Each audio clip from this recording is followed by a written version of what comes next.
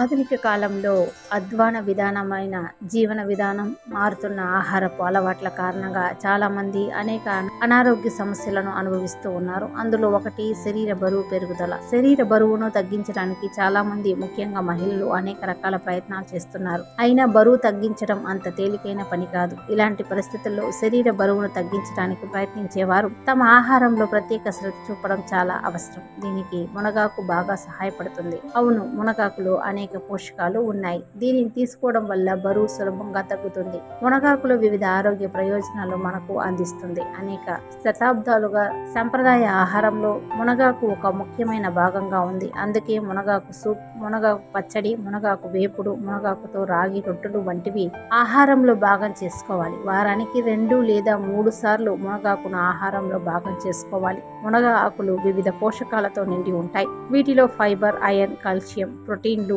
అలాగే vitamin A, C లాంటి ముఖ్యమైన పోషకాలు అధికం.